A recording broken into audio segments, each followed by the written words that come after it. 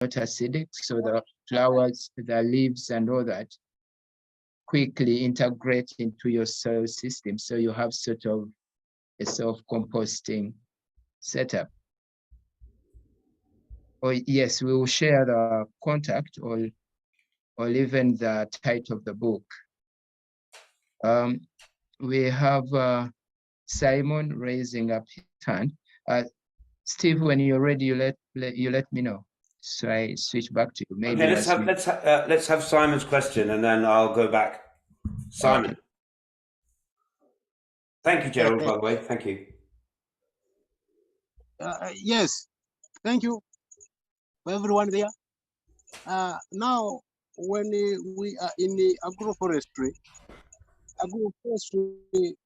really, it is good for us to practice it because it binds up the soil particles together, and by so doing that, it reduces the agents and the components of soil erosion from washing up our topsoil, which is so fertile, which is so vital for us. So when one goes in for that practice of agroforestry, there is a way it helps us a lot. Climatically, it is also so good. And then when there is dry time, more so when you go to those trees that fall off their leaves, those leaves would be shaded off onto the ground, whereby they act as mulches. Those leaves will act as mulches, which mulches are good for maintaining the water content in the soil at that time, and it will be decomposed by the organic matters, by the micro living organisms that are already in the soil, and it adds the humus into the soil, and into adding it into the soil, it brings up the fertility level of that place, and it renews the cycle of that soil, maintaining it is fertility, maintaining the moisture content, the water retention capacity of the soil, aeration, erosion. So really, it is good to practice agroforestry such that it reduces the risks of drought. It reduces that act of soil erosion. Look at the way people are crying erosion, every corner erosion, simply because of the agronomic practices that we have really failed to practice them well. That's why it is good to incorporate all the systems and the values and of permaculture into our fingertips, so that we reduce that aspect of erosion. Look at the way people of Mbale, even here in Teso, floods have attacked them. That's why it is necessary for us to practice agroforestry. And those who are in slopy areas, really, there could be a need for them to carry out what we call afforestation. They should carry out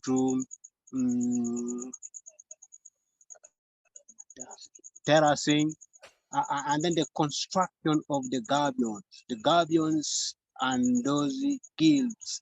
At least it will help us capture that speed of running water, and then it will be gathered in a place that we have designed to store them, to reduce their speed of runoff, to reduce that damage that they will cause to us. And when you are to bring agroforestry, look at the type of a tree you are to plant. After planting it, what is the next crop that you are supposed to bring in? such that it will help the system to be uniform. Like for us, like for me, in a place where erosion used to happen to me, I put 3-4 oranges around that position. But since from that time, I've not seen again erosion passing through that place because of the binding effect of the roots of the what of the tree. So it has helped me a lot to combine and to buffer the soil particles together and reducing the rate at which erosion used to occur onto my land. That's why I really provoke that the basics of agroforestry are good, not only to the soil as well as to our health, because there are some of those trees that are medicinal to us.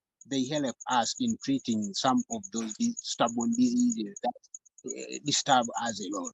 That is what I wanted to add on what our principal has said on agroforestry. Thank you.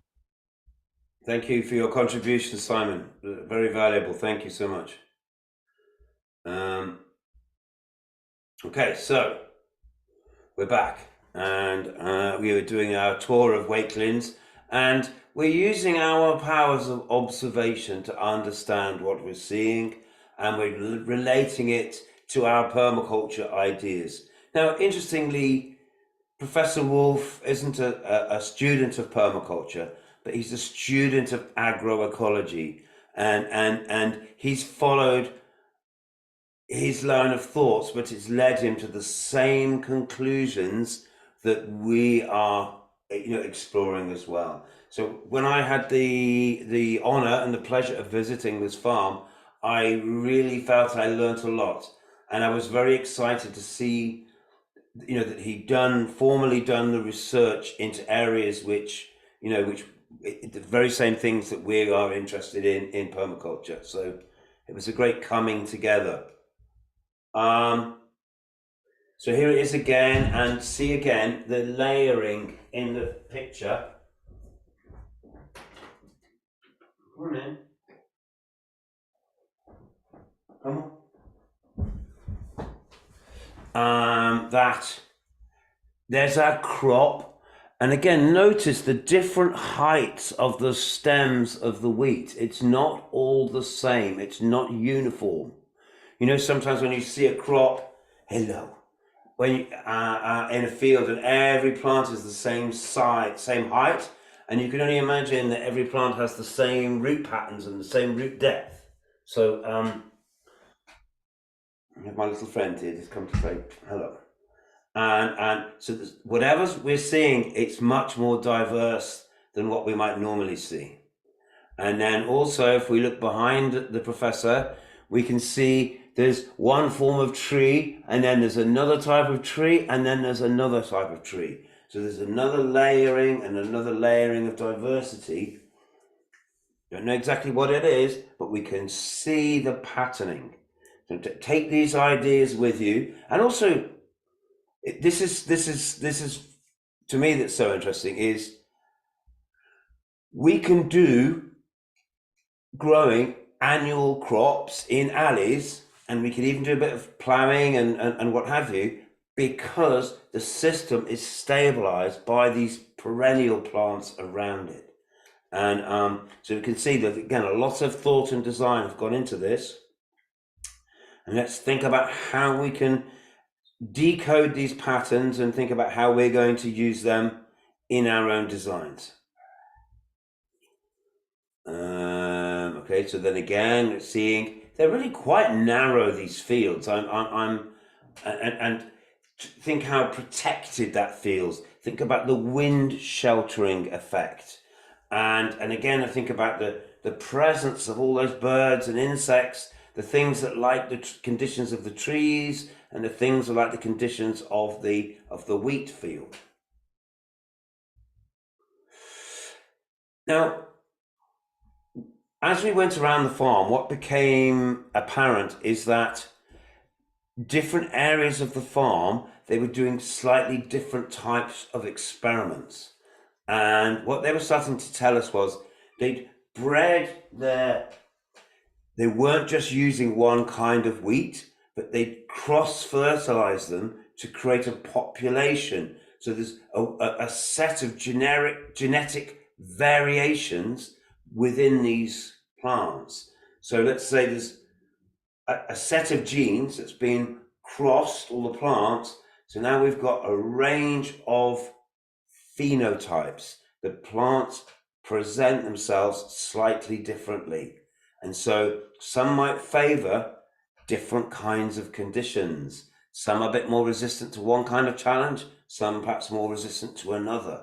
So even within what looks slightly like a monoculture, it's not, because we've actually got different varieties. We've crossbred our plants to get a range of different varieties. Now, there's a problem in that the companies that make bread, or the people you might be selling your crops to, they don't necessarily want this. But if we're small farmers that are producing stuff for our own use and to sell locally, then that's not a problem for us. So we'll get a bit further into this, but there's a lot of different research going on here at the same time. Here we've got an area where they're growing vegetables. So a different kind of environment. The trees look very different. We've got some big established trees, but there's more spaced out. Yes, we've got some bare soil again, but it's nicely protected, and we've got a diversity of different vegetable crops growing. I can't see exactly what that is. That looks like some onions there. Or again, is how are you going to adapt these ideas? You're going to adapt these ideas to suit your conditions and your crops. But Professor Wolf is showing us a very, very interesting pattern that we can learn from. So again, back to the diversity. We saw he had pasture fields, he had wheat fields, he's got vegetable fields. So he's so different from all those farms surrounding that are all trying to do one thing. So again, he's moved away from monoculture. Look, and we can see some caravans in the distance here. These are like temporary accommodation. You can live in them in the spring and summer when it's not too cold. And maybe that gives extra accommodation, perhaps for farm workers or for volunteers, students, visitors. And so again, it's integrating functions into the farm. We've got a little bit of places for people to stay. And that might add another layer of functionality to the farm. Now we've got potatoes. So another kind of crop, we're going to manage in a different way. So look at all this diversity in one farm, from this to this to this to this. It's fantastic to see, and especially contrasting to that desert that we see around. So my glasses are broken. It looks a bit comical. So here now we've got nice rows of potatoes, but again, is look. Oh, I don't know what this sign is telling us, but it's probably telling us the variety of potato. So there's again another yield. Is he's still doing more experimentation? We've got some big poplars here at the back. Different kind of tree, different shape, gives habitat for different kinds of species, more diversity. So we've got so many ways in which he's introduced diversity of conditions, different diversity of plants, and then the arrangement of the plants to create particular kinds of shapes and patterns, all of which support his overarching function. Okay.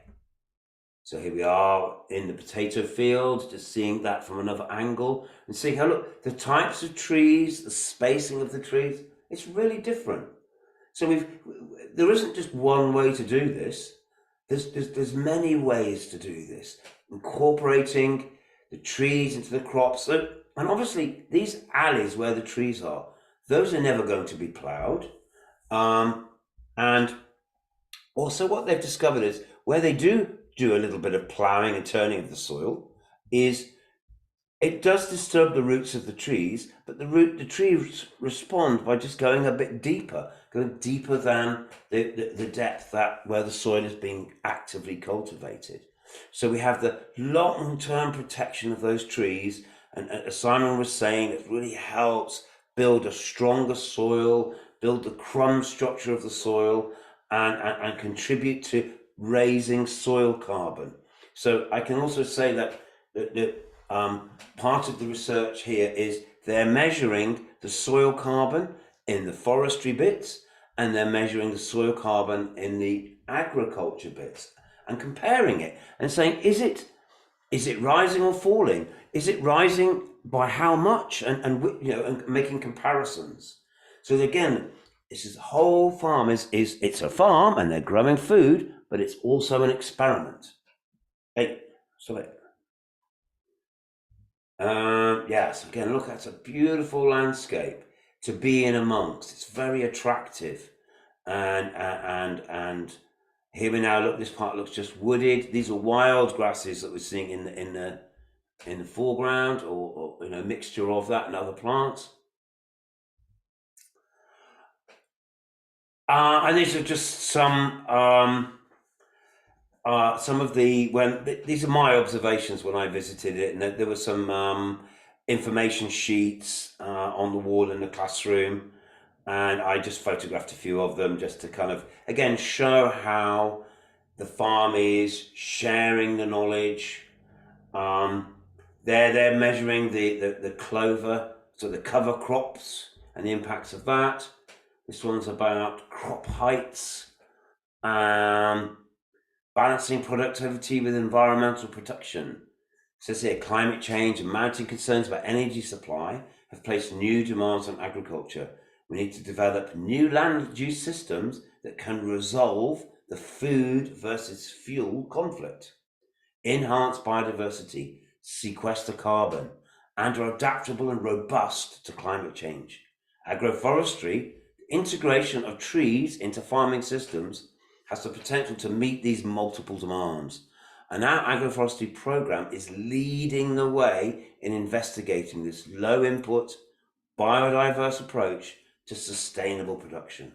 Okay, look, we can see that there's one of their machines they're using in cultivation, but you notice it's a smaller machine. It's not like these modern ones, these huge things.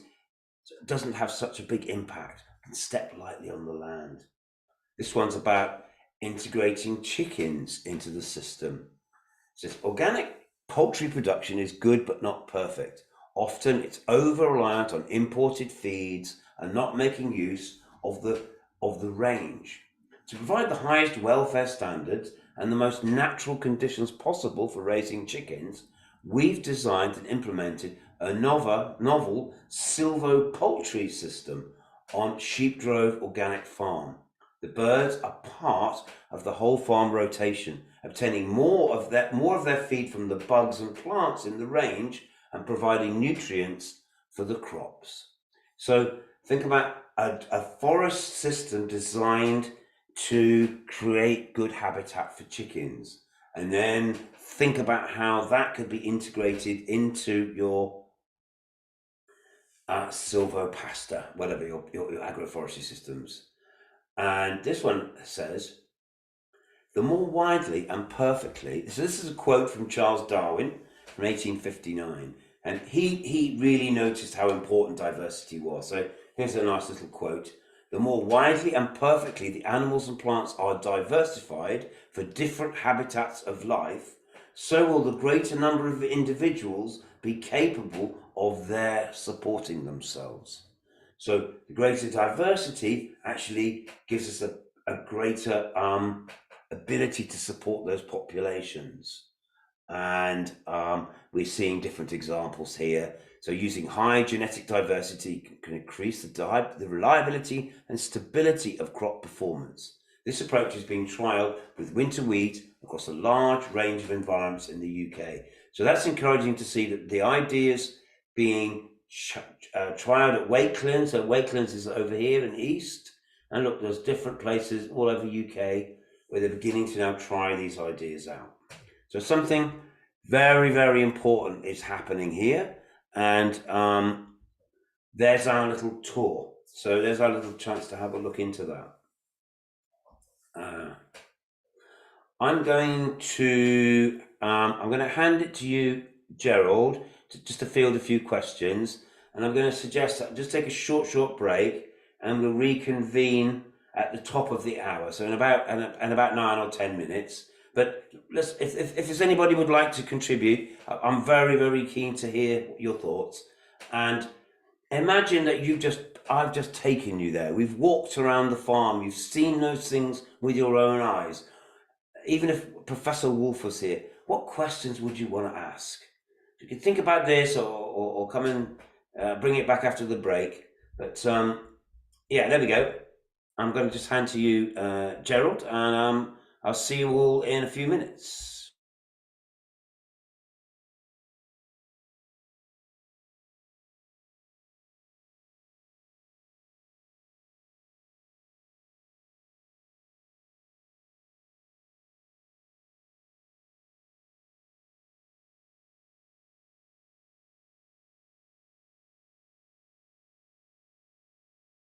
Okay, whoops. Gerald had just dropped out for a second. So, and I see Deborah's arriving as well. So that's great. Gerald, when you're ready, I was going to say we'll take a few questions. Oh, January's there as well. Hello, January. Oh, ow. Was it something general? I got kicked out. Oh no, that was, I think, just you. I just noticed you weren't there. Yeah. Sorry if I don't think I kicked you out by accident, but I was Well, just I think saying, Gerald, was...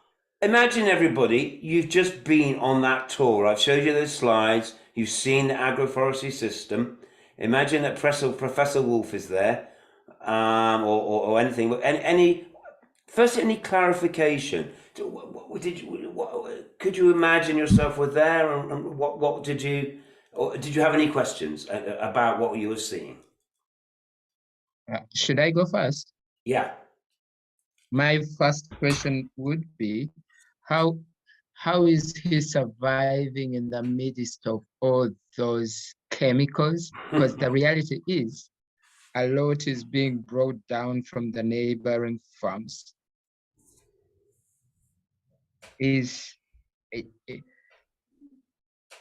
Was there any mechanisms of probably trying to suck out that toxicity and the chemicals coming along, because he's fully surrounded?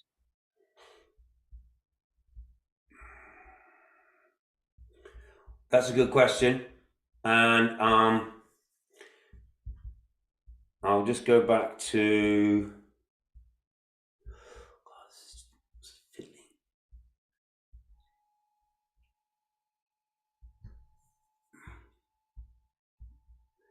so good question, Gerald. And if we just go back to that first image, so I remember from the visit that one of the things, I think this perimeter hedge is so important, because you're right, there's going to be a drift of chemicals and toxicity coming from this intensively cultivated land. So I think these hedges are very, very important for at least reducing that impact, that effect. And another thing that he said, so we talked about growing, you saw him growing potatoes there. Potatoes in our climate, they're a very productive crop, but they're vulnerable to fungal attack. Certain funguses really like to attack potatoes, and we call it potato blight, Phytophthora. And one of the things he said is literally that the blight is spread by the wind. So when you have lines of hedges like this, of narrow fields like this, that really provides a resistance, and the diseases, if they are present, spread much more slowly. So we've got the physical barrier of the different tree systems, and then also with pests and other potential challenges, we've also got a wide diversity of species living on the farm that are going to help maybe regulate and minimize that impact.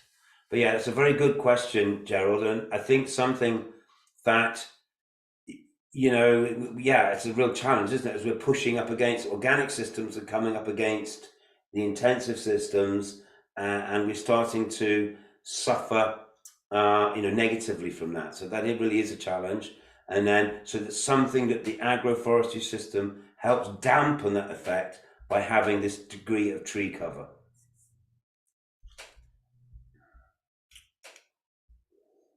And I realized, too bad for him, he didn't have anything like a wetland or a stream nearby that he could maybe try to incorporate the filtration into, because maybe on the upper side, or if he had sort of a stream, then he would intensively grow things like maybe the likes of vetiver and papyrus to imitate the natural kind of filtration. Yeah, sure. So yeah, again, often fast-growing biomass plants take up a lot of nutrients and can perhaps protect from leachate from the surrounding fields. There's a problem again with GMOs when people start using genetically modified crops, is then you get the pollen from those comes in and cross-pollinates with your crops, and that can be a problem. And that's something again that organic farmers need to team up and challenge the, you know, the non-organic farmers over that. Thank you for that. And any other questions, observations?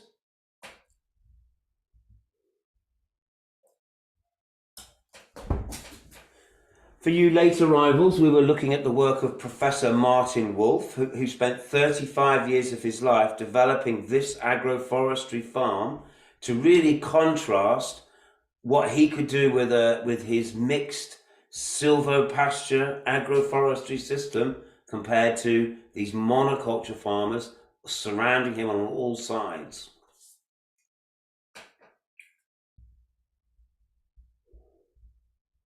Gerald, I'm just going to take a very, very short break. I'm going to come back at the top of the hour. What is the time? I've only got a couple of minutes now. Yeah, Simon's got his hand up. Simon has his hand. I shall leave him in your good hands for a moment. Yes, and I think after Simon, we will also take a break. Simon? Okay, I'm called Francis. Yes, Francis. From where? From Tapa. Okay. I have a question. How would one control the linking of nutrients?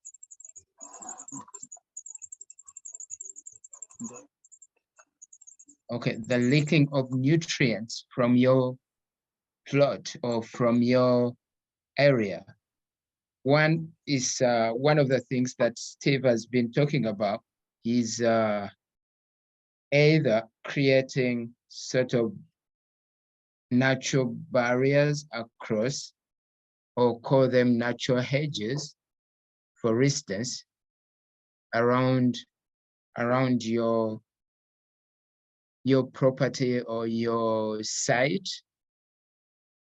We've also had a look at in the tropics, things like vetiver, which are both multi-purpose, but then you can also creatively plant them as your hedge for numerous functions. One of them is to control the escape or leaking of your nutrients, as well as providing a natural swell towards controlling erosion.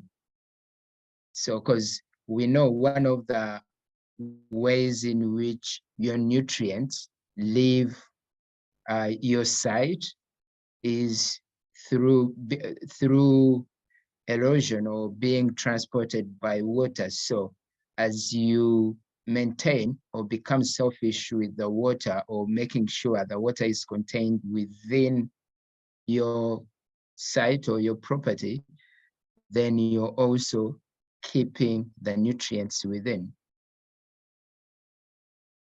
So as you do the water catchment, know that you're not only doing water catchment, but you're catching the nutrients too, and you're slowing erosion, as well as deeply, if you're to look at it in the long run, you're also recharging your groundwater system.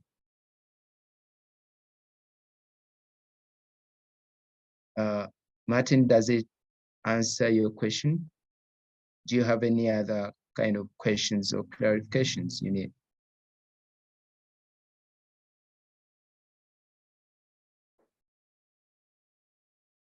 Hello? No, thank you. Thank you for that. Thank you for that, Oh. Gerard. Okay. So as the topic is utilize or maximize the value of diversity, and then also correct placement of your elements, and ensuring there is multifunctionality all over. So it could be probably things like coriander, lucina, vetiver. So the more elements you have, and once you have them correctly placed, the better. So we're going to take a 7 minutes break, and then we'll be back at 10 minutes. 10 minutes past the hour. Yes, please. Hello, you try to remind Caroline that Tapa is crying for the seedlings of vetiver. This is the right time that we really need to at least multiply such that. Okay, and I think she has had it directly. Yes, I've had. Okay. I've had. Maybe we see how we can go about it. Okay. Oh, okay. All right, let's take our break and then be back at exactly 10 minutes past the hour. So that's 7 minutes. All right, see you all in 7 minutes, which is now about 6. I'll be as part of your break, could you please put your numbers in the chat so that I can start creating the WhatsApp group?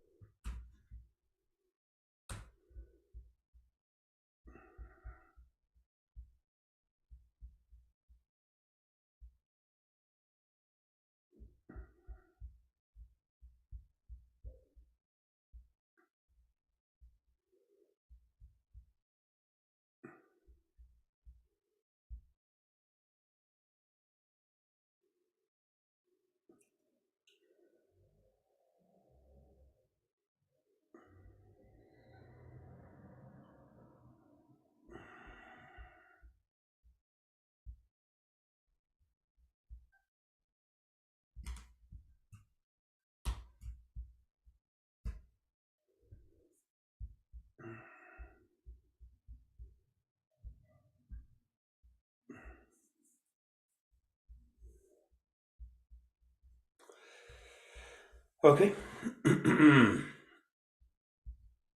Okay, we've had a short break. I am prepared and ready for the next session. So I will. You can indicate to me when you're ready. I shall chatter away in the meantime. Chairman, here something to say for you. Oh yeah, thank you. Yeah, Chairman. Yes, Principal, how are you? You good? Yes, I'm Johnson, Chairman Tapa. I Greetings just to you. wanted to greet you. Last session we missed because our chairman, our member, Simon, had lost his sister. So we were together with him to pay tribute to that Yeah. family. Thank you. I understand, and I'm sorry for the loss, and yeah, and thank you very much for Yes. that explanation. And everyone is. We do missing that session. Yeah. Yeah. And yeah, a reminder that. So one of the things we're also talking about is we're going to build a WhatsApp group now to allow ourselves to communicate more and to share your experiences. So we want to see more of. Last week we talked about the floods and the flood damage from heavy rains.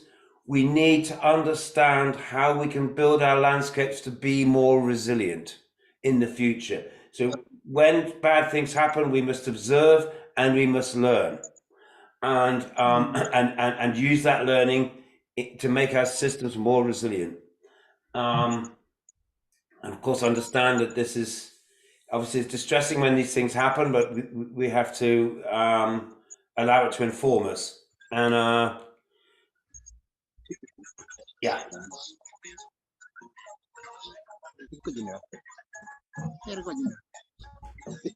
Okay. Oops. Okay. Yes. Yeah. Yeah. And again, we do apologize for the delay of feedbacks. I think we are going to make it, and we are delivering it to you. Okay, good. Thank you. Thank you. Thank you. No, thank you very much. And obviously we we can all learn by seeing how we applying these ideas. I'm showing examples today from, it's a cool temperate, this is the UK climate, but the patterns, what we're seeing here are ideas that you can adapt to suit the specifics of where you are. I know that the systems you create won't look like this, but they can be informed by the same ideas and the same understanding. And that's what we, that's again one of our ways of thinking in permaculture. So now I attended a talk, this is quite a few years ago now, 8 years ago, in East Anglia, and which is where I first met Professor Martin Wolf, and this is the slideshow that he gave on that occasion. And I'm not going to claim that I understand every detail of what he's saying, but in looking at this, I want to learn myself, and I want to try and share some of his depth of knowledge with you. So once again, we're seeing an aerial view of Wakelands Farm. I think this is an older picture because the trees are much smaller, but again, we can see it looks different. And surrounding all around the outside, we're seeing intensive monoculture fields. And inside, we're seeing a whole variety of different approaches. But all of those approaches are typified by having much more trees, much more diversity, edges, complexity, and so forth.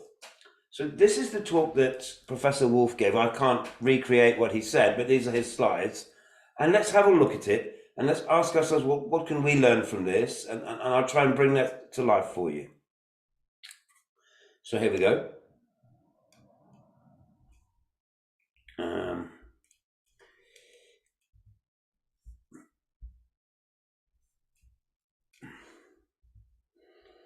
So you notice that this is part of the Organic Research Centre, Elm Farm, which is in Oxfordshire, whereas this farm is out there in Suffolk. And Professor Wolf starts off by saying, when you have a monoculture, that's a big field with one crop, it's highly competitive. That each of those, because each individual plant is identical. They occupy the same niche in the same space and same time. So they're all trying to do the same thing at the same time. That's what we're seeing here. This is highly competitive. We've got one species of grass with one shape of roots, with a set of nutrient demands that are all the same. So they're competing with each other. So it says, and to minimize that competition, we have to add high inputs of nutrients. We need pest, disease, and weed control, and water. To be able to do that kind of monoculture farming, we're dependent on there being a stable environment, that all of those resources are actually available to us, the pesticides, the fertilizers, and that energy is cheap. Because again, in this monoculture system, we're using big machines to work and plow the land, to distribute the fertilizers, to distribute the pesticides. These systems only work when we have a stable environment, lots of resources, and cheap energy. All three of those things are now being compromised by the climate problem, by the energy crisis. So again, we have to move away from monoculture, and you guys within permaculture, we're the pioneers. We are pushing this forward into new areas.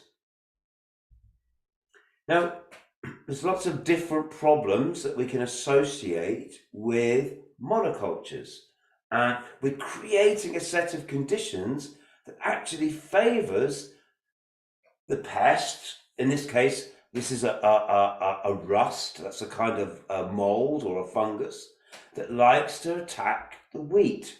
So we've got hundreds and hundreds of acres of wheat plants, and they're a bit stressed because they're competing with each other, because the soil's been run down, because we're using chemicals. So those plants are super susceptible to these kinds of diseases. And I think this yellow stripe rust is one of the diseases that they've been tracking to compare the difference between the intensive farms and the agroforestry farms. So we can, through observing and understanding the problems, we can then use that as a measurement to see the relative health of the system.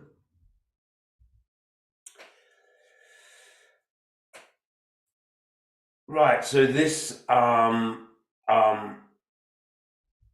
this rust is actually called, whatever it's called, striformis. That's in these highly competitive monoculture conditions, it's actually made the pest itself evolve. So he's saying monoculture encouraged a massive population increase in this pathogen, in this disease-causing organism, not least that this organism evolved to be resistant to the varieties of fungicides that they were using to control it. So now this resistance to monoculture is becoming, so now globalization of resistant monoculture, yes, okay, so the more we've done monoculture, the more we've created super pests that evolve really quickly.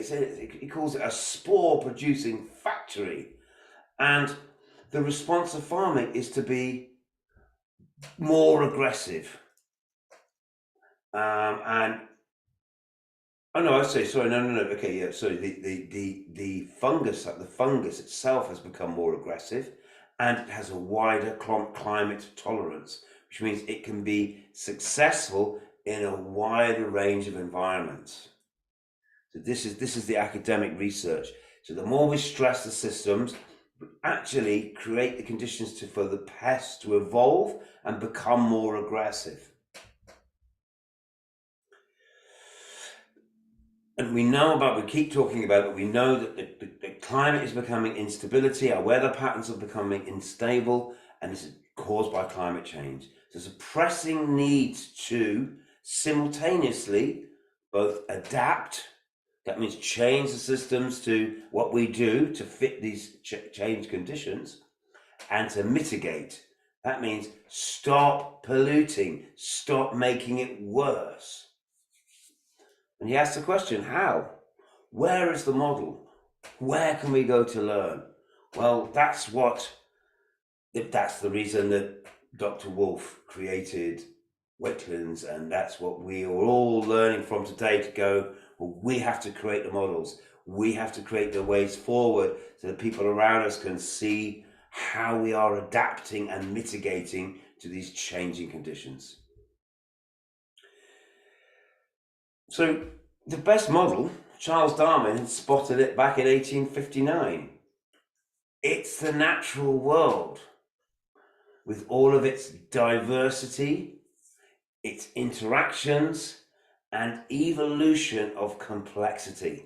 So the more diverse the elements in the system, the more complex the interactions are between them, and that makes in itself a more complex system. It's then much more robust. It doesn't create the conditions for these super pests to get established and then cause enormous amounts of damage. So the unifying concepts in ecology are this, that there is a positive correlation. There are positive correlations between diversity and stability. So the more different kinds of species we have, the more stable the system. And between diversity and productivity, the more different species we have, the more productive the system is. And it's recently proven for large-scale natural and agricultural systems. So what Charles Darwin observed in 1859 is now being proved in 2010 through more research. We know that diversity gives us stability, diversity gives us productivity. We use and value diversity. This is our principle today. So there's a relationship between these things. So let's have a look at what this relationship is. So he's saying there's something about biodiversity. There's something about ecosystems functioning. Okay, that's how you know how well that ecosystem is. Oh yeah, I get it. Self-explanatory. And the abiotic environment. So by that he means the non-living environment, the conditions created by life, things like temperature, rainfall, and soil fertility. So the species richness, the more diverse of species we have, the composition of those species, and those multiple interactions supports and contributes to ecosystems functioning, productivity, biomass, nutrient cycling, water retention, and the better the ecosystem functioning is, the better that supports the biodiversity. So we've got a positive win-win correlation between those two things. But it goes further. The more we can increase biodiversity, species richness, interactions between those species, that in itself contributes to better and more regular rainfall, improved soil fertility, temperature regulation, shading. The abiotic environment also benefits, and that stable temperatures, better rainfall, improved soil fertility also feeds back and contributes to the biodiversity. And then see clearly in the same way, there's a positive beneficial relationship between the ecosystem functioning and the temperature, rainfall, fertility, etc. So if we can get all three of these areas working for us, contributing to our system, the whole thing is going to function at a higher level. And this is research that was published in 2010 and shared with us in about 2012-13 by Professor Wolf. So when we went on our tour of the farm, I said to you, each one of those fields was also an experiment. And one of the things that Professor Wolf is interested in is contrasting what's going on in his field with the monoculture systems. So this is key. One of the ways that Professor Wolf created diversity in his farm, he wanted a field of wheat, okay? In the same way as perhaps you might want a field of maize. But he didn't create a monoculture of one type of wheat. Instead, he identified 16 different species of wheat, and on one test area, he grew them separately, and in another test area, he grew them mixed together in an intimate mixture. So, you know, when we observe the wheat in the fields, and I said, look, some of them are much taller than others, different shapes and structures. And that's because he mixed together 16 species. So what was the yield in tons per hectare from these two experiments? Well, if we grew those 16 species not mixed together, but in a monoculture of just one, the average yield was 7.35 tons per hectare. However, once you visualize that, 7.5 bags per unit, or however you want to see that. Where he mixed them together, they got 11.5 tons per hectare, 11.5 bags or bushels per area. So look, we've gone from 7.3 to 11.4. That's an increase of, that's half as much again, just by mixing them together. So he says species redundancy enhances ecosystem resilience.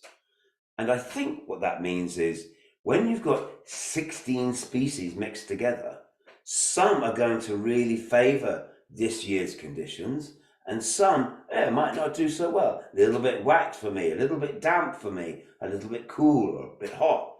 But the average is out because some will thrive and some might not thrive. So some of those 16 are a little bit redundant. They're spare. But what we're doing is we're guaranteeing that some of, it's much more likely that some of those species are going to favor this year's conditions because we've mixed them all together. So look at the difference. This is, I think, very, very important research, very important numbers. The effects of deforestation on humans and on the planet. Well, it has negative climate change effects. If we remove the trees, the soil gets hotter. We talked about that earlier. Soils break down. Trees have a cooling effect. They have a shading effect. They rehumidify the atmosphere. So actually, when we take away the trees, rainfall goes down. There's a danger of the soils becoming saline or salty. They could break down into the desert. We lose biodiversity both above ground and below ground. And obviously, soil that's breaking down is susceptible to erosion. When we have soil erosion, that leads to strife, war, loss of civilizations. It leads us to a terrible place. So again, think how important this knowledge is that we're learning about integrating trees, having diverse populations of our crops surrounded by trees. So the value of trees to humans and the planet, look, we kind of know this, but let's spell it out. Let's be clear. To humans, trees give us shade, shelter. They get heating. We can burn wood for domestic, for smelting ores, cooking, building, whatever, houses, boats, utensils, tools, other artifacts. Trees give us fruit. They give us nuts, medicines, animal fodder, bedding. On we go, right? Use your imagination. Think of all those yields of trees. But for the wider planet, Professor Wolf is also saying, look, they influence the local climate. They give habitat for other plants and animal biodiversity. And don't just think about above ground, think about in the soil, below ground. Trees help with soil development. Trees help with the cycles of air and water. They contribute to filtration and cycling. Trees help sequester carbon. They help translocate, move carbon from the atmosphere through their leaves, through their roots, through their mycelial, mycorrhizal connections. They're channeling carbon into the soil, which is going to have a long-term positive effect. Trees are essential in nutrient cycling. So we're hearing, it's really spelling it out. We need to have our trees and we need to have diversity. Okay. Diversification. Diversity is needed simultaneously, that means at the same time, within crops. So we need to mix together and have populations of different varieties, even when we're growing a single crop. We need to have diversification among crops. That means different crops. We need to bring in animals, and we need to and have diversity of animals, and we need to bring them into rotations, species mixtures, and intercropping. And we need diversification among the main elements. So if we're doing an agroforestry system, we also want lots of different types of trees in different spatial patterns, that create different ranges of conditions. So think about how we've got diversity upon diversity upon diversity. This is what we have to be going towards. This is the really deep lesson that is coming from Elm Farm Organic Research Centre. 35 years of study, academic study, starting now to kind of give us the numbers, give us the knowledge that supports and reinforces what we felt we kind of knew already. And when I went to Wakeland's farm, I thought this is so, because one of the criticisms that people sometimes level at permaculture is they say we haven't done enough research, we haven't, you know, done this kind of academic work. Well, it takes a long time and it costs money. So we're very fortunate to have people like Professor Wolf to go and learn from, okay? And so I'm also going to challenge you that as in your own work is keep records, make observations, take photos, file those photos. Let's again, keep thinking about the value of the learning of what we're doing, and as we begin to apply our permaculture, you know, design ideas to our communities.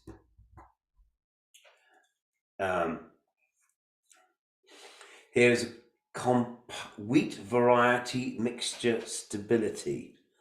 I couldn't quite work this one out. I couldn't quite remember what this was telling us. But oh, I've got it. I can see it. Yes. Okay. Okay. So this is a type of wheat called shamrock, and this is its stability. I guess they're in different fields or different seasons. Let's imagine these are 4 different yields, or I don't know, but whatever it is. So in this one, the total yield is 101, or the average yield is 101 over across these 4 seasons. That's with shamrock. We've got one called Malacca, and they can see, look, one year it did quite well, next year it did not so well, good year, that one, and then another poor year. Its average was 95. Then we had Hereward, another different wheat variety. So here we see it had a couple of good years, it had one really bad year, then it had a really good year. Its average was 104. In field 4, we mixed Hereward, Malacca and Shamrock together, and their average yield was almost the same each year. Look, the total and the average for across the 4 years was 110. So when we mix those 3 varieties together, we had a more stable and a slightly higher total yield. Think about what that means. Think about what that's telling you. That's incredibly important and insightful. We're seeing here all the evidence why we need to move away from monocultures. We need to be open pollinating our own seeds. We need to be creating varieties that suit our local conditions. You know, the big global seed companies don't want us to do that. They want to be able to sell us single varieties that create monocultures. This is what we have to move away from.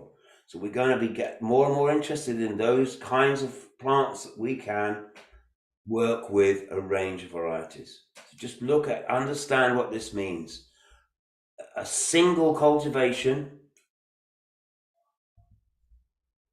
compared to a population mixed together. And that was what we were seeing in those slides in the first half of the lecture. We were seeing the mixtures of the wheats, different varieties together. And we can now begin to understand why that might be the case, because there's less competition between the plants. The shamrock, the Malacca and the Hereward have slightly different root shapes, and maybe they grow in slightly different time frames. So there's less competition and there's more mutual support. This is very, very important data. Okay, another one. a little bit hard to understand, but just give it a moment. So this is a field trial of spring barley. So it's another grass crop like wheat. This was done in Germany, and we're seeing the data here that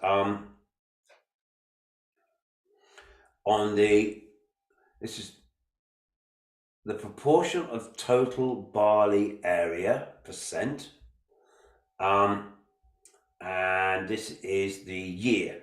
Oh, I see. Oh, this is really interesting. Okay, so in 1983, in the year 1, we had monoculture, and there's our mold, our mildew, that thing that attacks barley plants in monoculture, and we're seeing there the average infection rate, which is about 50% of the plants in the monoculture were affected by this mildew, because the plants are stressed, the plants are competing against each other.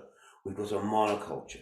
So in 1983, they introduced some mixtures, these populations of different barley plants mixed together. And in that first year, 83 to 84, look, it was only a small percentage of the land was now used as populations, but the amount of mildew started to go down really rapidly. That's telling us something really important. This blue line is showing the amount of land that was used to put to fungicides. They put pesticides on it to control this mildew. And look, that's going up. So there's an element here of the mildew is going down because we've got populations, but we're also now using a fungicide. So we need to correlate that.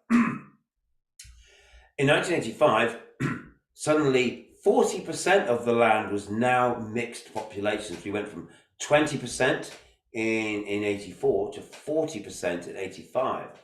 And they also used a little bit more fungicide. You can see the blue line go up. And we see that now the mildew is completely under control. And now as we move to 50, 60%, we move towards up to about 90 by 1990. So this is only a 7-year period. We've moved from real monoculture to mixed populations of our plants. And suddenly our mildew is like gone. We've controlled it. That what was a really aggressive, expensive disease to control, and we've brought it right down. And not only that is, we've also dropped right off our use of fungicides. So only still a small area, 20% only where they're doing any spraying at all, and the problem's gone away. That's over 350,000 hectares. That's a significant data, once again, that's telling you mixed populations do better. Okay, this is where I got a little bit confused, but I could see that. Look, here's a bunch of different varieties of wheat. There's our Herrywood. We've already seen that one. What else did we have?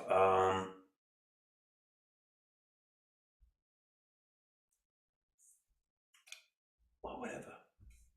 What did we have? Sorry.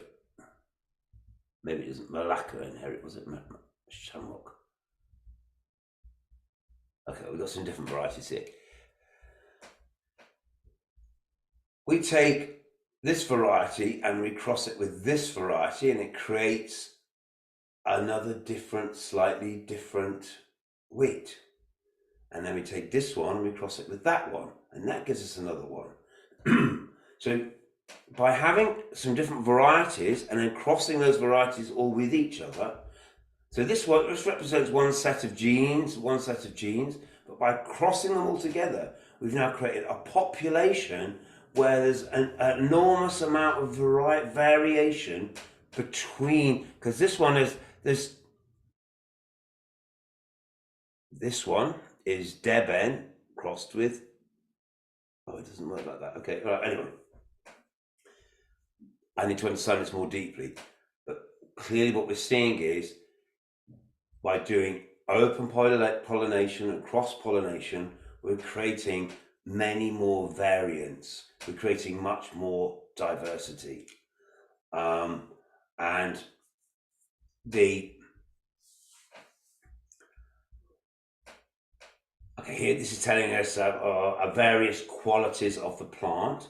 So the original plant, let's say the Hereward variety, it gives us a certain pattern of availability of the key nutrients, and we're seeing that when they're mixed together, like we saw the 3 varieties growing together, it does better in certain areas. We're starting to get improvements.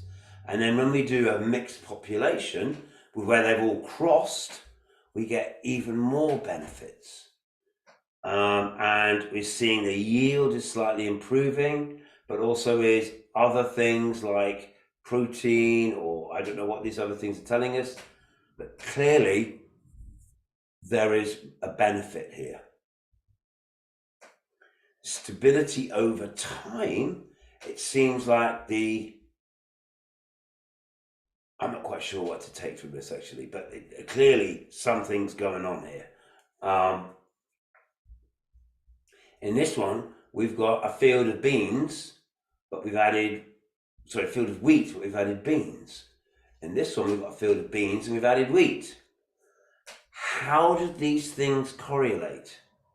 What are the different outcomes?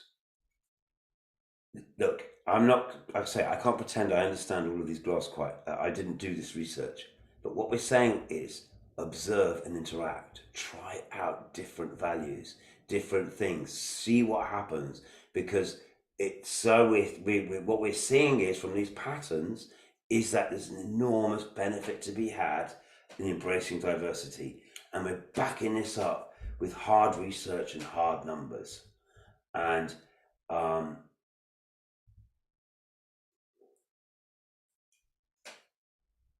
here Professor Wolf is showing us again is, look, here's his crop and he's interplanted it with clover, or a mix of clovers. So the clover is a plant we're growing for the soil, and this here is the plant we're growing for our crop. And look, we've got a tractor with special devices on the back. We're seeing examples of integrating diversity into pasture, integrating diversity into crops, the use of different cover crops like clovers and vetches, the green manure plants that we can grow alongside our vegetables. He's showing the simple tools that he's using. You know, when we work with hand tools, we have a great diversity of opportunities. We can cultivate the land how we want, or we can modify. If we have access to machinery, we can make small modifications to suit the type of farming that we want to do. So look at this, interesting how it's depositing, looks like compost, but just in part of the field to support particular target crop. So agroforestry. So far we've had lessons, we've been told how good trees are.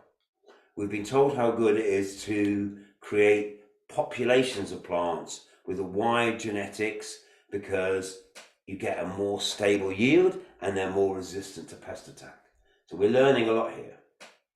Agroforestry, the definition, is the integration of trees, arable and livestock, including fish, into farming systems.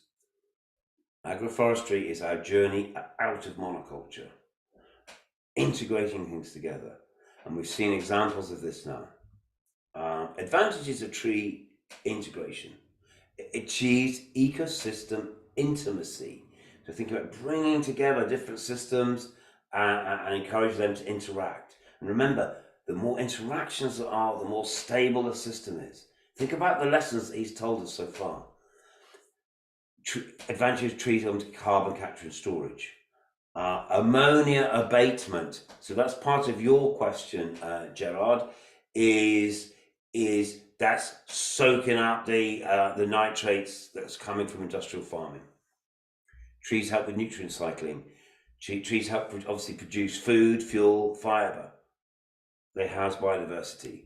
Crop and animal protection. We talk about wind protection, reducing the spread of diseases and funguses, and they help with nutrition. Trees also protect soil, water, and air. And there's employment opportunities. You can even look at trees as a pension scheme. You can plant your timber crops and long-term yields that are going to come in 30, 40 years' time, maybe. All you need is the inputs. All you need is soil, sun, air, water, and a little bit of labor. Because once you've planted that tree, maybe mulched it, maybe just got it started, it's away. It's so much less work than your annual crops are, clearly. So here's him now helping us understand what we're looking at. This part of the farm is mixed hardwood and fruit trees. So we're growing trees because they contribute to the system, long-term fertility, all those other benefits. But this is a long-term yield. I'm going to fell those trees and sell them for timber. I'm obviously going to replace them and grow the next, think about the succession to the next generation. But it gives us a long-term yield. And we can mix in fruit trees. And those fruit trees are going to give us obviously a fruit yield. So this part of the farm, we've got a tree system that serves one kind of function, one kind of yield. Over here, we've got hazel coppice. Now, I think we've talked about coppicing. When you cut certain trees off at ground level and they grow back with many stems and they grow back very quickly. And hazel is very good wood to work with for construction, for tools and tool handles, for gates and fences and for hedging and animal enclosures. So you can translate that into Ugandan, can't you? What would be the equivalent tree in your climate area? What would be the equivalent tree in your soils, or but that can fulfill this function? Over here, we've got willow. Well, willow is also another very fast-growing tree, and we use it as a biomass yield. We can do simple construction with it. We can make biochar out of it. We can feed it to animals. There's all sorts of things we can do. And also willow, because it's so fast-growing. Willow is the fastest-growing tree in a temperate climate. So what's the equivalent in your tree? Something like Leukina, or I don't know, Calliandra, the ones we talked about. So this would help mop up ammonia, mop up nitrates, and also give us other different kinds of yields. So we're growing different trees for different reasons at different areas of the farm. So that's going to create different types of conditions, different habitat opportunities. Agroforestry at Wakeling. So we've seen now from the tour slides, you can see there, look, that's willow coppice, I recognize that. And this must be, I think, the hazel. But there, look, so we're seeing these avenue fields. There's potatoes, that's a grass, that's maybe a fodder. This is whatever's been cultivated for vegetables. Look at the patterning. Look how there's never a big expanse of bare soil. And where there is bare soil, it's protected by the hedging around it. You can see, look there, we've got the sun, we can see the shadow or effect there, telling us something. And strategic arrangement. We've got, and again, it looks like there's 1, 2, 3, 4 tractor lanes. So you go one or whatever it is, however it would be. But it's designed around the tools that they intended to use. And we've also got an organic arable rotation and trials. Our products include timber, energy, fruit, nuts, craft materials, cereals, vegetable, but soil fertility, pest and disease control, biodiversity. Those monoculture farms aren't getting any of that. They're only producing the wheat. Here we've got so much more going on. And we're building soil, and we're raising soil carbon, and we're speaking to and interacting with the biodiversity of the region. So in the Wakeland system, we've got a bunch of hardwoods: ash, hornbeam, Italian alder oak, small leaf lime, sycamore, wild cherry, and we've also got, I don't know what that quite means, but lots of different, apples and stuff. So, okay, maybe you don't know those trees, maybe you can't grow those in your climate, but you've got hardwood trees, you've got teak, you've got mahogany, you've got, I don't know what you grow, you've got mesizi, you've got many different trees. You tell me what's going to work in your situation, your long-term hardwood yields. What about your fruit and nut trees? Range of top fruit. So your avocados or your pawpaws or some understory fruit trees like pawpaw or other kinds of bushes. The jackfruit. You tell me, what are you going to grow? We've also got nuts. We've got walnuts. We've got plums. So many things. And then we've got our coppice systems. These are the things, the fast-growing trees that we're growing for biomass. So we've got a mixture of willow varieties and hazel varieties. Okay, that's what we're growing. What are you going to grow? You're going to grow plants that have these characteristics and fulfill these functions, but they suit your climate zone and they support your needs, and they speak to the markets and the demand for resources that you have in your area. This is what I mean when we design from the patterns to the details. I'm showing you the pattern. You can learn the detail for how to apply these ideas in your home. We're seeing some willow alleys here. These are the really well established alleys of willow. Look, these trees are 6, 7, 8 meters tall. When we want to, we can just crop the whole lot and it will grow back. And again, creating, look at the wind shelter effect. Especially, you saw how flat that land is, right, in those early photos. I tell you, in East Anglia, the wind really whips across there because there's no protection. So within this farm, so much more sheltered.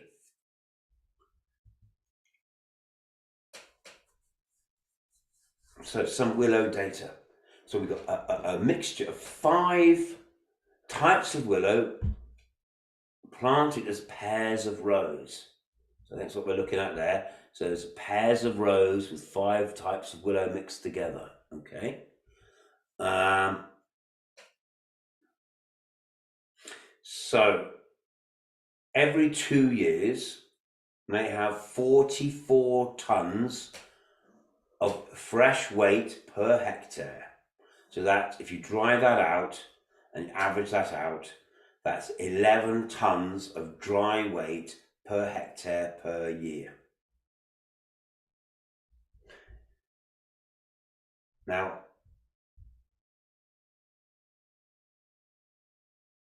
it's telling us there something about it's boosting the overall productivity by a factor of 1.4.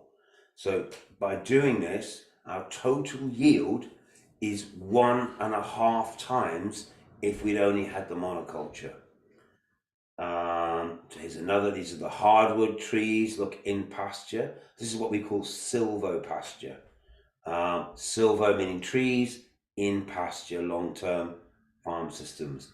And again, what they found was that the total yield of this system, so if we just had the grass, we haven't got as much grass as if we just had a monoculture. And we haven't got as much trees if we just had a monoculture of trees, the yield.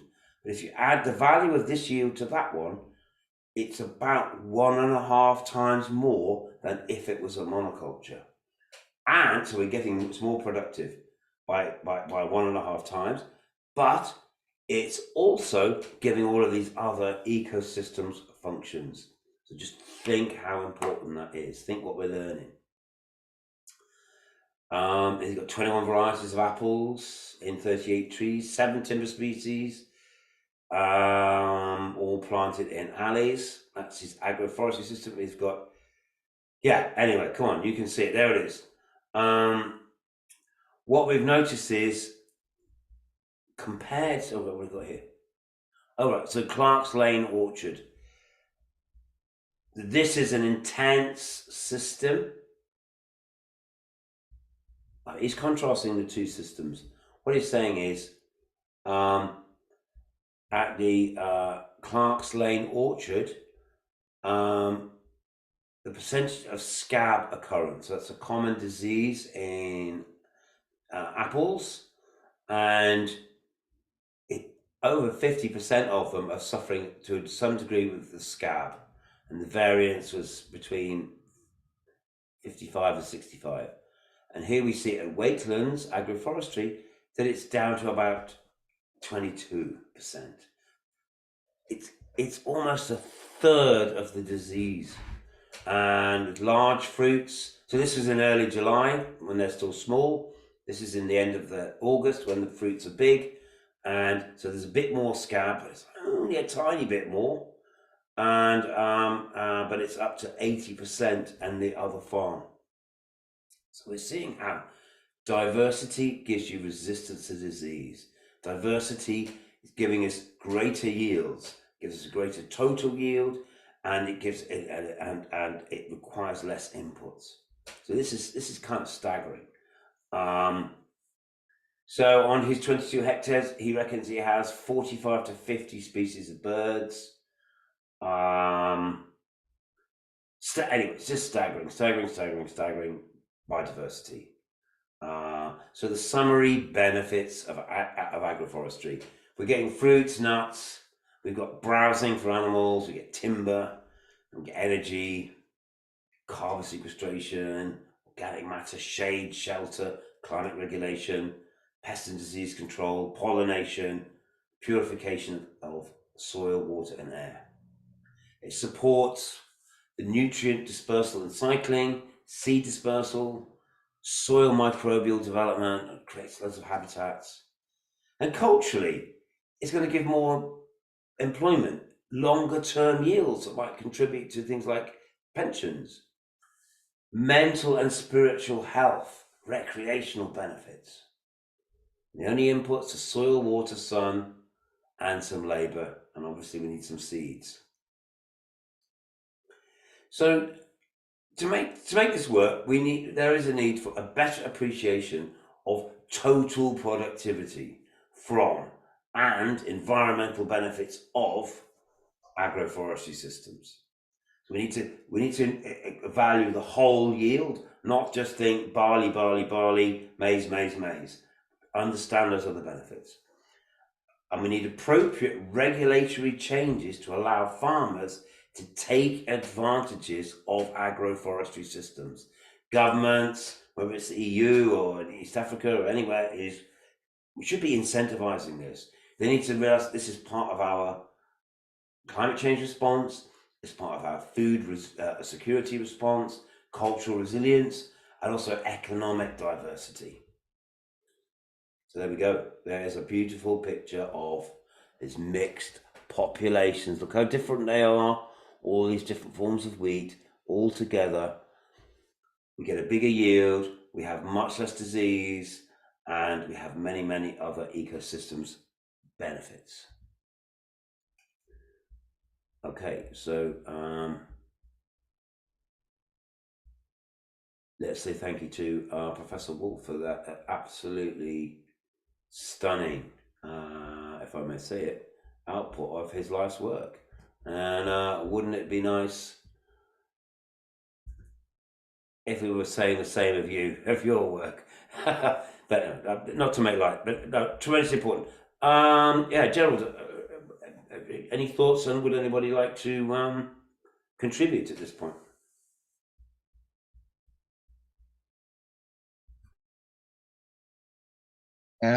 Just, appreciative is a whole ton of research, which is, in the right direction. And as we've already said, the next step, we've done the empowerment, we've done the livelihoods empowerment and all that, resilience. But then as of now, adding the extra bit of research is in the right direction. And well, that's really massive. And not only massive, but empowering to show that no matter the point you're starting, the thing is, let's start. And it's so possible because if he's managed to achieve all that within the temperate climate with lots of seasons, dormant seasons, how about in the tropics where you literally have no dormancy? It's so year-round growth. Just imagine what can be achieved. Actually, to just give you a rough example, if he did that in, let's say, 35 years, then just be assured that in the tropics, you're able to do it in 10 years.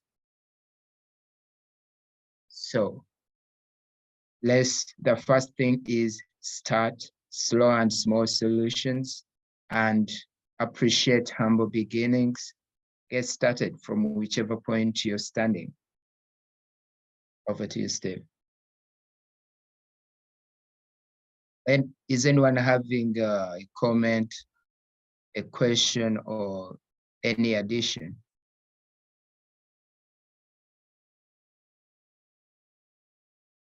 I guess everyone is still overwhelmed. Back to you, Steve.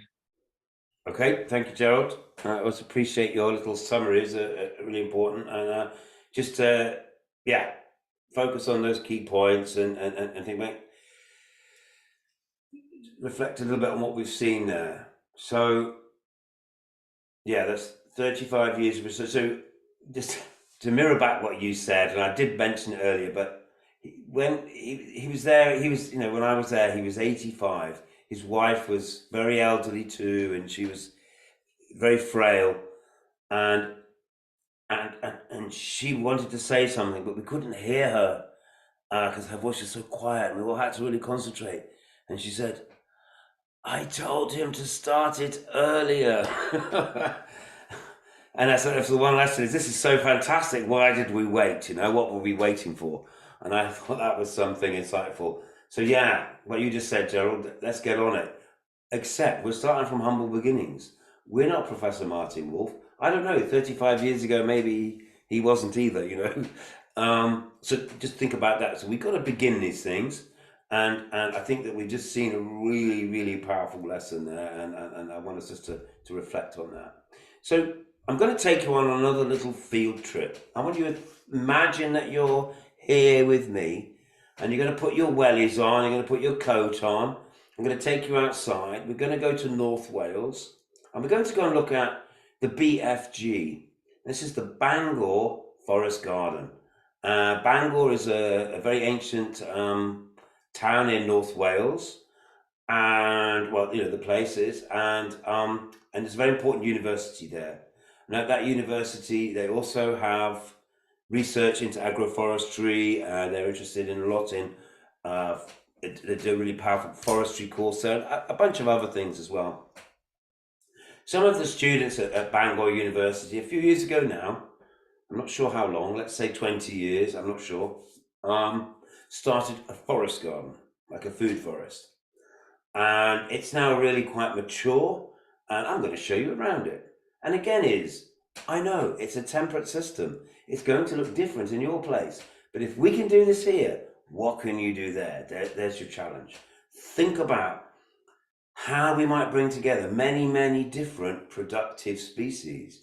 Think about, in a forest garden, we're really interested in the perennials. We're not going to be growing wheat or barley or maize in alleys in between, or potatoes or the things we just saw. We're really interested in those tree crops, those long-term perennial plants. So let's just enjoy. Imagine having a walk. It's a lovely day with a group of students. And these pictures were taken on exactly those circumstances. I was with a group of students and we were, walking around the garden and chit-chatting about what we've been learning and seeing with our eyes an example of, what's possible. So I'm going to take you to Bangor.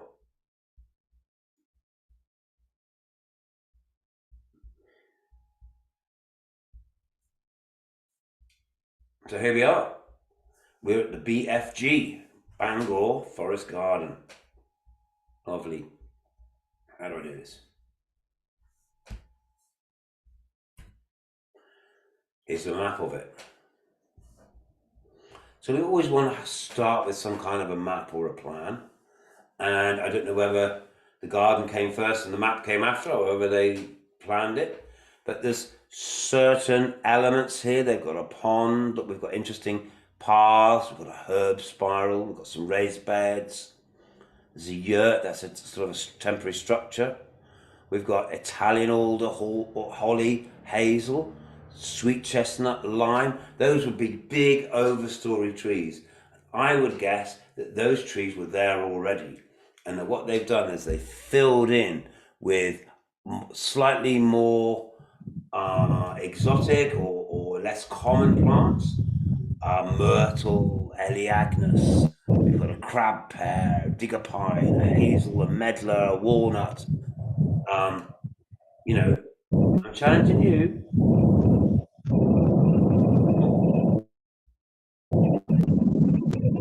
I'm just muting you, Caroline, and we get a bit of travel noise from you.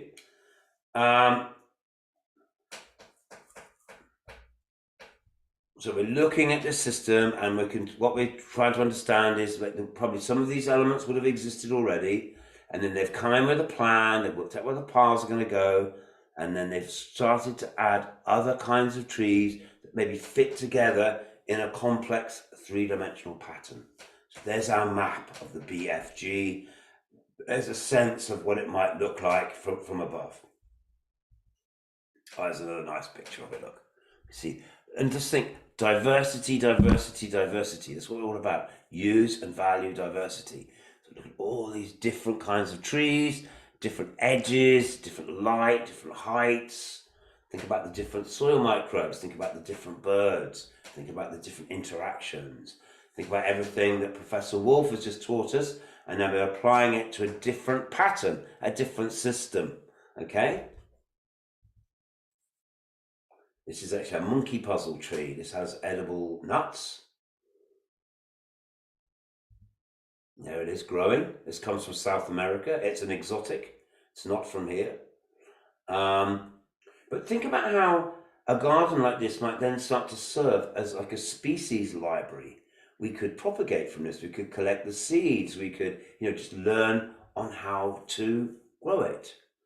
So there's a nice little explanation of what is a forest garden. And one of the things that we always talk about in forest gardens is it's three-dimensional. Here's a big canopy tree. There's a fruiting tree, a bit smaller, understory trees and shrubs, herbaceous plants, flowers, herbs, stacked together in a three-dimensional shape. Look, they've got a website. I don't know if it's still active, but thebfg.org.uk. Think about how you're going to share your knowledge, share your learning, catch and store energy, develop yields. So it says the main purpose of the garden is to produce fresh food such as leaves, fruits, seeds and nuts, roots, flowers, fungi, honey, medicinal plants, dyes, fibers, wood products, oils, mulching materials.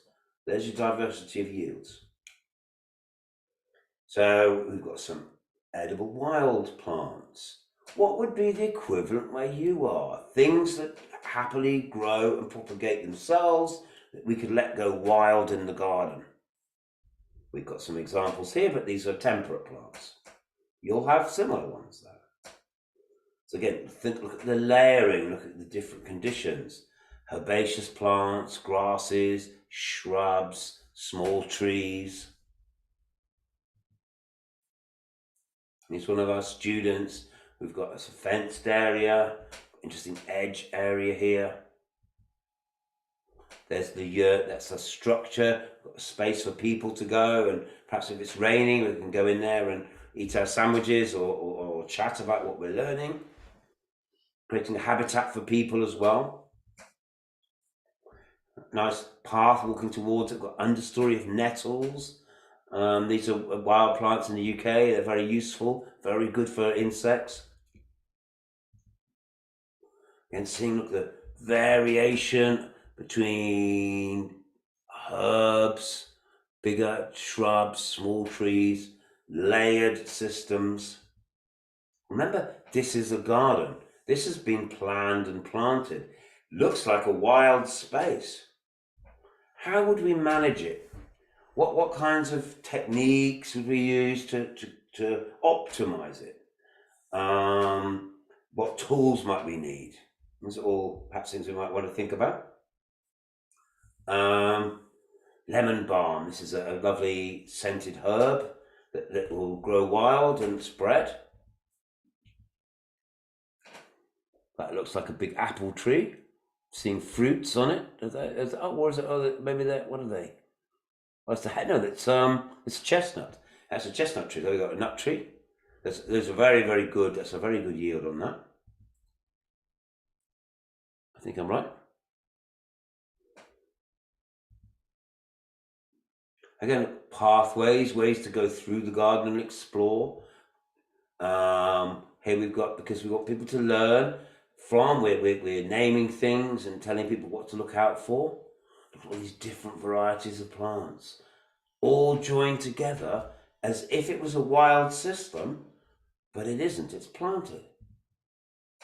Got a nice little place to sit and meet and chat and making some tea on a fire probably. There's our host who's chatting us about the place. With our students, having a nice time.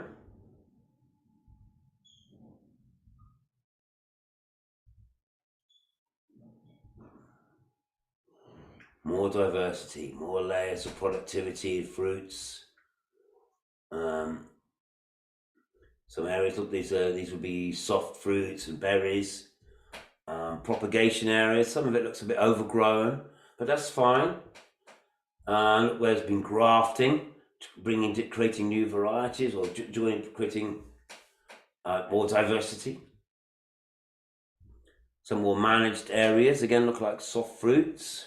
Looks like a lot of people are eating as they're walking along, enjoying the fruits of the garden. So another look, heavily fruiting. I can't quite identify what this is. Are these? I'm not quite sure. Whatever it is, there's a lot of them. There's someone else.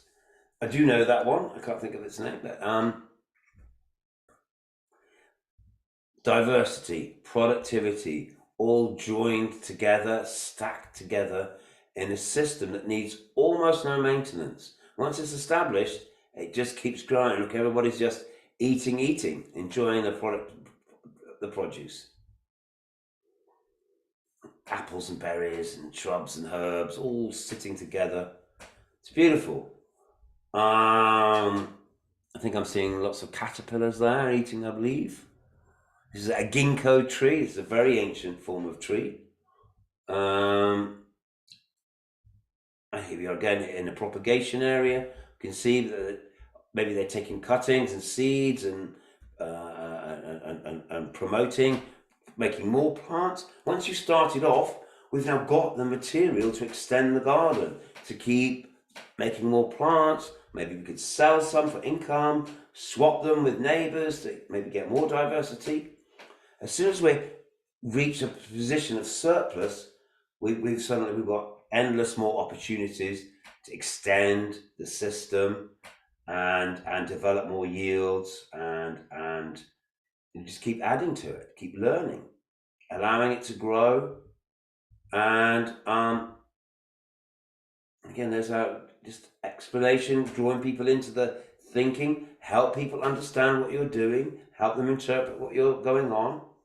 So it says, we are a voluntary group creating a demonstration forest garden at the University of Wales Research Centre, Henvice, near Abergwyngregin. We get together regularly to do gardening and develop the site, making friends and learning new skills. Invite people in. Come and take part. Come and find out what we're doing. Here's an explanation. Here's an invite. This is how we build and grow. Okay, final few slides. This is a different garden. This is one that I was involved in developing. This is on a roof in Reading. This is the Reading International Solidarity Risk Roof Garden at 39 London Street, Reading. And Sector 39 was born in this garden. The idea came to me, and I wanted to spread the knowledge and the inspiration of 39 London Street to everyone else. And so Sector 39 is my creation to disperse that knowledge. So this is our fruit garden, trees, productivities, medicinal plants, culinary plants growing together in a guild. Complex system on a rooftop, using the structure of the roof. That we've growing grapes along the fence, creating this is the stairway to get onto the roof garden, and I made it into like a tunnel of plants so that you felt like you were coming into you get a real sense of entering a woodland. This is a Chinese Sichuan pepper tree, another variety of yields. There's so much diversity out there once you look. This is a crabapple, wild apple species. These are kiwi fruits. Again, climbers growing on railings, on roofs. The path going through it. Access for people. Seating areas, compost areas. Look, we're on a roof. We're surrounded by a desert in the same way as Wakeland's farm was surrounded by agricultural desert. Here we're surrounded by an urban desert. And I tell you, all the birds head towards this garden. There's 170 species of plants in this garden, and they all have multiple uses, and they're all growing together as if it was a single system. And our challenge and our delight was to keep just seeing how could we add more species, how can we add more elements, how can we keep diversifying this system. Black bamboo there, bamboo is such an important plant. There's different kinds of fruits, and this must have been just late summer when the garden was just peaking. But we created different areas within the garden so that we could, again, explore diversity, have space where the light comes in and have space where it's more dense. Exploring diversity, exploring 3 dimensions and exploring the diversity of yields. So this garden's really small. It's only 70 meters long and 8 meters wide. And yet we've managed to fit in all of these different plants. And you can get lost in it, even in such a small space. Fruits everywhere. Look at the natural mulch forming on the ground, protecting that soil. You forget where you are when you're on it. You think you could be, lost in the jungle. But this is a rooftop in Reading. And there's again, I'm always trying to create these models to inspire people, to inform people. We can do better. We can add diversity. And look, there's looking at the building from outside. Looks so inviting, so interesting, and so different from everything else around it. So it's one of the things, again, I'm immensely proud of having had a small hand in contributing to this project.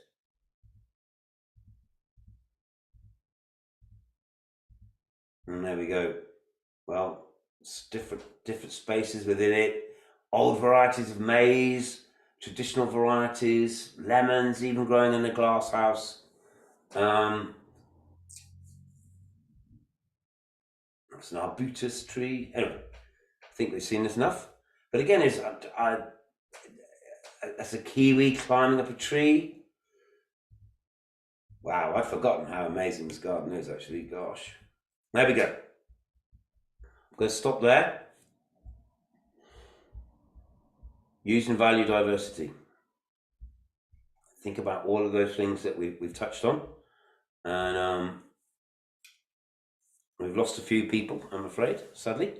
I know Andre's phone doesn't stay charged for very long. But anyway, we have recorded and we will be posting. So there we go.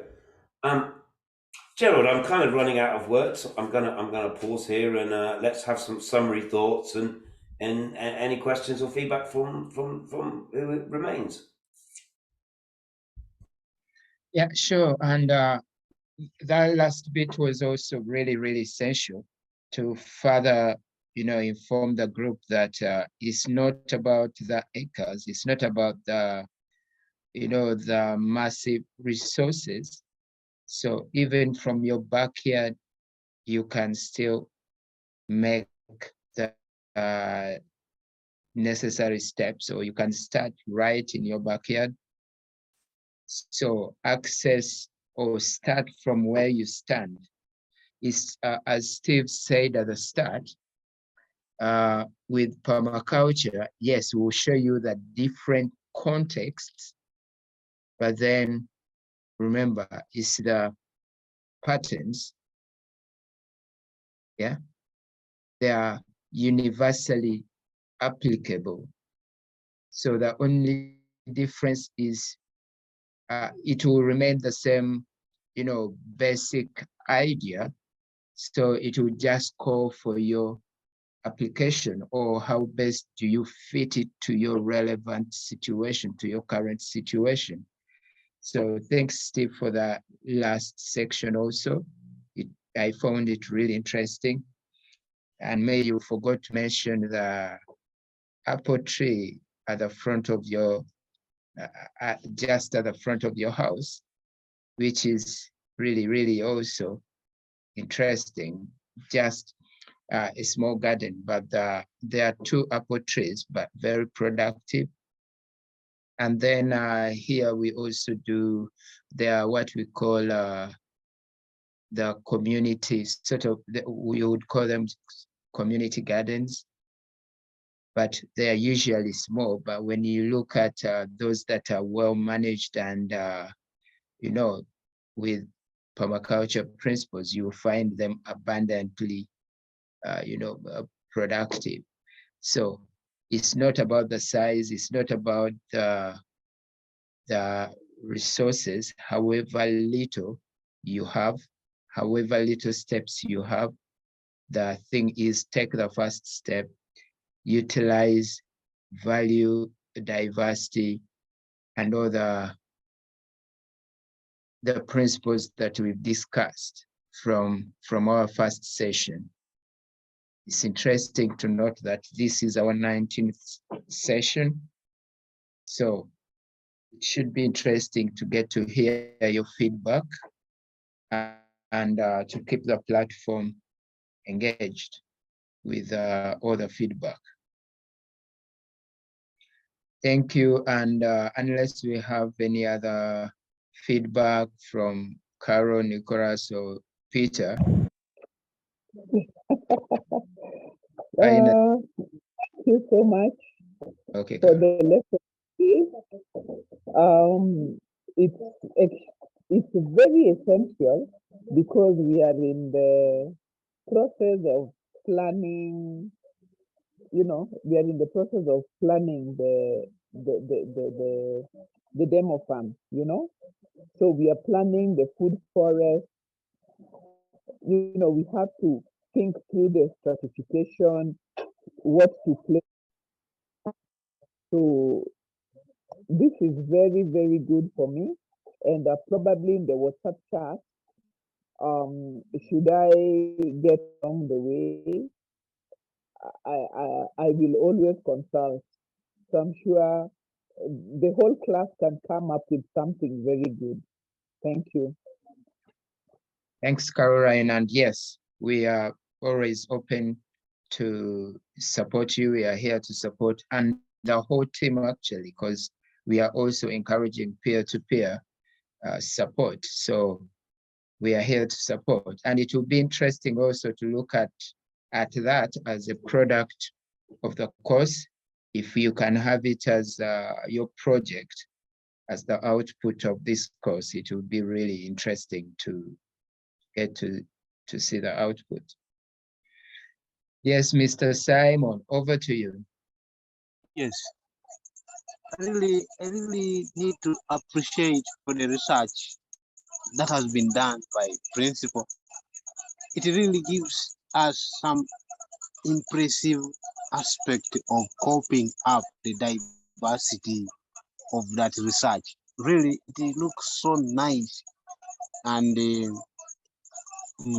I put this as a challenge to us, the permaculture class, that whatsoever little resources that we have, let us try to put them into practice so that we make the diversity and the sustainability of that research that has been done by our principal.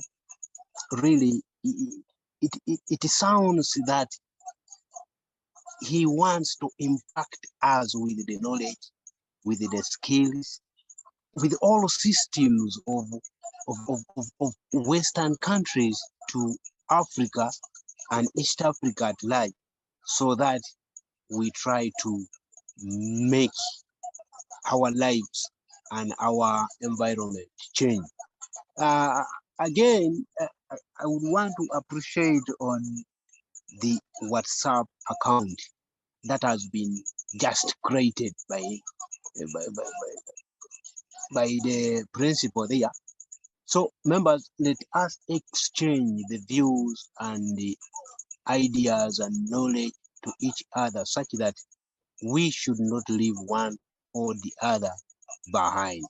And then the aspect of diversity, members, let us not worry about how we can diversify, but look at your backyard, look at the little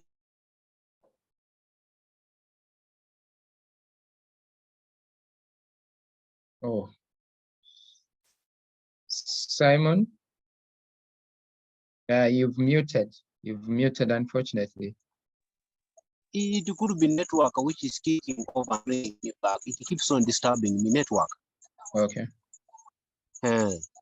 So we can hear you now.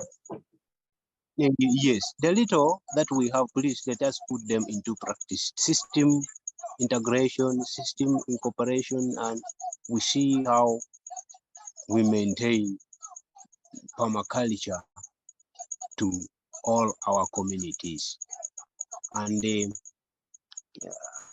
as he talked of feedbacks, yes, it is really very brilliant that once information has been given back to from a recipient to a receiver, then definitely communication has been completed. But when one side has not received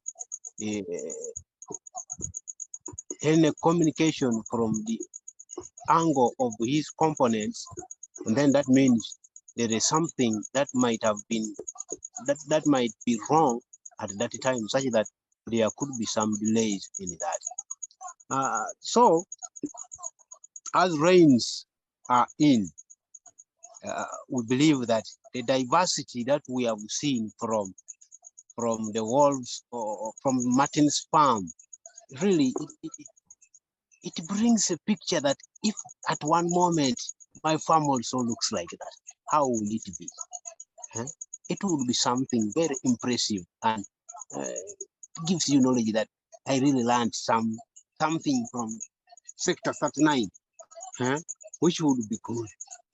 So members, let us bring the aspects of all sessions that we have gone in through into practice, and I welcome all knowledge, all ideas, all the skills to TAPA and APAD at large, such that we try to change the traditional aspect of farming that people have in Eastern region and East Africa and Africa at large. That's why you see the production of our farmers mostly is lower. It is simply because they don't want to change their traditional aspect of farming into the diversified type of farming. Then the yield that we get due to their traditional type of farming is low. But if one would have engaged himself into the diversified type of farming where he uses the machines for cultivation, harvesting, preservation, and so forth, there I believe that results of the farming would be higher than the traditional aspect that we are practicing each and every time, year after year, and we are not changing our standards of living due to that practice. So it is really something challenging to us, and we don't know how we can cope up with it. But in the meantime, slowly, as you say, it will make us also catch up with those modern types of farming, and then diversity, it is relevant, sustainability, and good yield would be at a higher production. Thanks so much, Simon. And to further re-emphasize, one of the key aspects of diversity, other than, creating stronger systems, actually now this is heading to resilience. Throughout our programming, as we go ahead now, as we do empowerment and everything, let's also emphasize resilience, because the reality is, yes, we are faced with all the absurdities that have been created, the hazards and, the negative feedbacks. And the only way out of that is creating resilient systems. How do we create that? Is through diversity or diversifying. This can range from both the physical elements and the non-physical. So if you don't have the physical, how about looking at diversity from the non-physical aspects? It could be in terms of skills, talents, and all the other aspects. Caroline, is that a new hand before we hand back to Steve? Yeah. Okay. For me, when you talk about diversity, especially when you talk about diversity, especially in our farming system, for me, what comes to mind is nutrition and food security, because diversity gives us this resilience, because you find that at any one time, somebody will walk into their farm and come out with something. You see, for me, that is the heart of the matter, and I'm so passionate about it because it helps the mamas put food on their tables for their families. Thank you. Wow, thanks, Caroline. That's a beautiful way to sum it up. Over to you, Steve. Brilliant. Thank you for your comment as well, Nicholas. And I'm glad that you're finding this content useful and inspiring and informative. And I kind of surprise myself each week. I honestly, I learn so much myself. And I hope you found that interesting, visiting the work there of Martin Wolf, because clearly, it's still dawning on me that the significance and the relevance of what he's done. And not only has he created that demonstration farm so we can see it, but he's done the research. he's captured that information, and he's found ways to communicate that to inspire other people. And think about that as his legacy. He has passed on now, but he has left that farm, and he's communicated that knowledge through people like me and many other people, so that I can share it with you. And then think about how that same process replicates. And in terms of embracing diversity, let's think about the diversity of people that we are and what we represent through the connections that we have in our own communities. And think about how that information, that knowledge, that energy can flow out and inspire and carry on being part of the healing of our planet and the healing of our people and the healing of ourselves by really learning from nature and from learning from the pioneers. There's pioneer people around us who've shown us a way. And I'm inspired by people like Martin Wolf, and I'm only passing on that and contributing in a small way. And that's what we all can do. So let's use that as our closing thought. We're a little bit over time. And I thank everybody for your participation this week. I think we've had another really good session. And let's keep thinking. Gerald's going to start working on our WhatsApp group. Let's start telling our stories. This is where the peer-to-peer learning kicks in. This is what our academy is about, is we're all going to learn from each other. I'm showing you the patterns, but you guys are finding the details of your situation. So when I showed you the BFG, the Bangor Forest Garden or the Risk Garden, that was us doing the detail in our locality, in something that speaks to other people around us. So your challenge is to find the same detail for your situation. It won't be the same, but it'll be informed by the same ideas and the same principles.